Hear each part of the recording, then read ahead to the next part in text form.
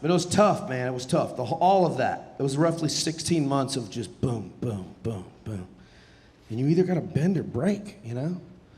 And people say you got to do the work. That's what they call it, you know? You got to do the work. And I did, buddy. I really tried my hardest to do the work. I meditated like twice, you know what I mean? Like, and I developed this spiritual mantra, okay, and I want to share it with you. And I'm paraphrasing.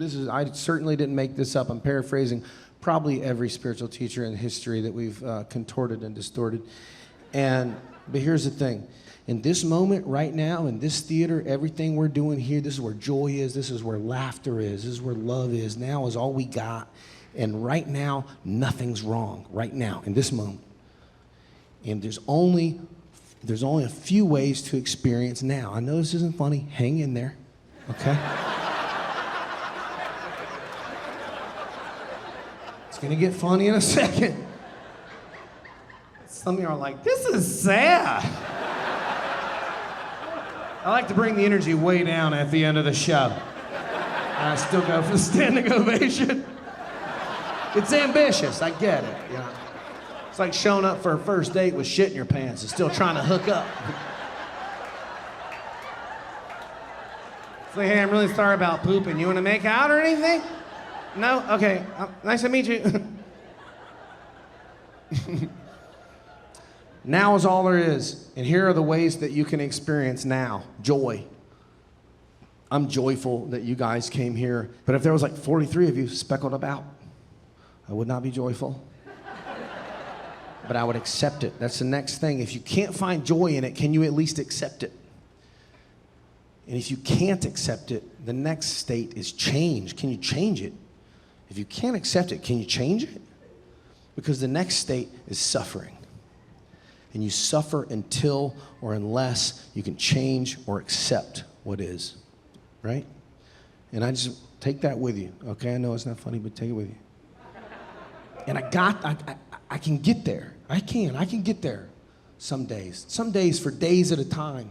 Some days all day. Some days just a couple times. But I can get there where I'm just in it.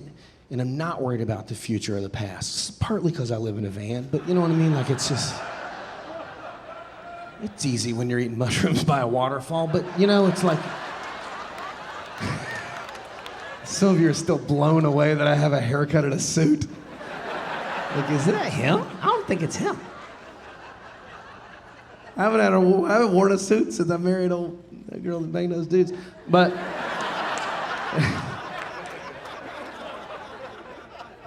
I can get there and I can stay in it. And it's hard to shake me. I like to think like I'm spiritually unfuckwithable these days. And it's like, that's powerful, man. But there are some things that rattle in the cage, Mike Johnson, you know? And the thing that really gets me is really loud pickup trucks. I'm not sure why. The other day I was leaving my mom's house to go and perform for some other people for tons of money. And that was a joke. And yeah, like, you're poor. I was leaving my mom's house, and I want to be clear, I don't live with my mom, but I do stay with her for extended periods of time in between touring. And all my stuff's there. And I don't have a place. But so, I was leaving, I was going up this road called 211. It's a very rural place, you know? Nowhere to turn around, nowhere to go, 2-lane road through the swamp. The coast is beautiful. There's like a barbecue place and a seafood place and a pier, but everything in from the coast is scary as shit for about 100 miles. I mean, this is the kind of road where you see a sign that's like, need dirt.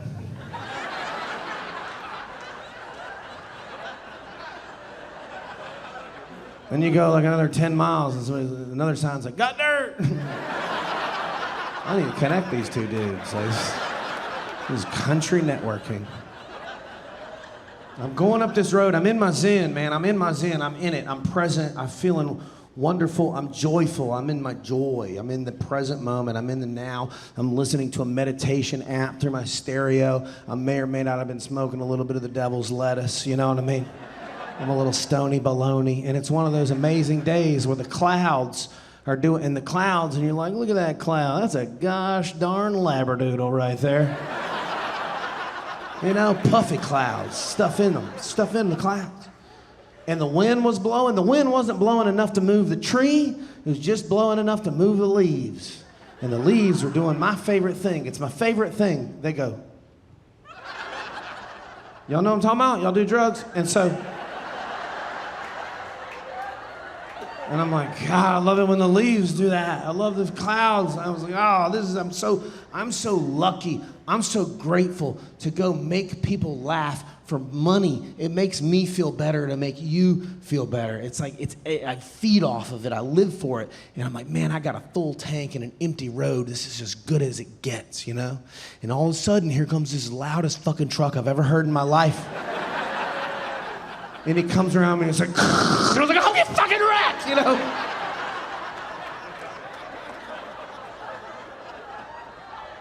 And I lost my zen for a minute. But it's a long road. It's a long road. And I was behind him for 11 miles. And I was suffering. I was not joyful.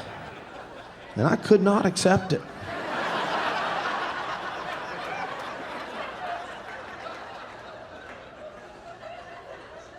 And right then, I was like, I gotta change this. I had 11 miles to think about it. And y'all might know what I chose as my strategy. If you can't outsmart them, you gotta. I had 11 miles to think about this shit. Here's what I came up with. Finally, we got to the intersection of Highway 211 and Highway 17. He was turning left to go to Myrtle Beach. I was surprised too.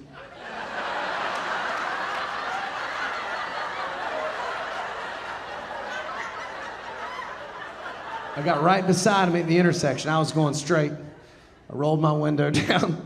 This really is how it rolls down, because I'm poor. And I put my voice on. I said, hey, buddy. He looked over, he goes, yeah. I go, dude, that's the loudest truck I ever heard in my life. He goes, thanks, man. I said, hell yeah, bro. When you went around me back there, man, I got hard as hell.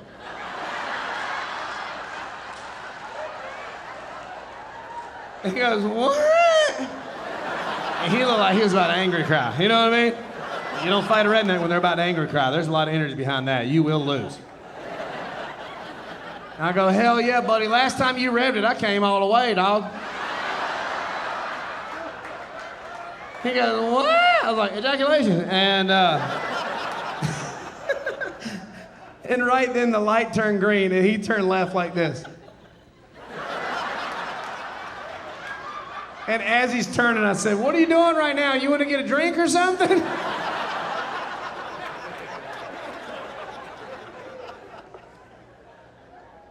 And I was back in my joy.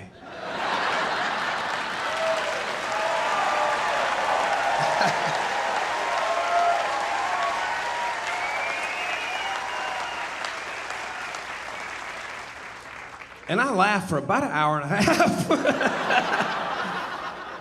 Because I know that dude is somewhere right now, in a field, by a fire, with other dudes with giant ass trucks, with ball sacks hanging off the back. Because it's okay to change the gender of a truck, you know. It's like, come on, TJ, you know your truck's burgundy, you know that's a girl truck. But that dude's telling his buddies, he's like, dude, you better make your truck quiet too, bro. I had a dude try to gay fuck me on the highway, man. I spent $3,200 to make my truck a reasonable volume again. Ain't nobody gonna hear me coming.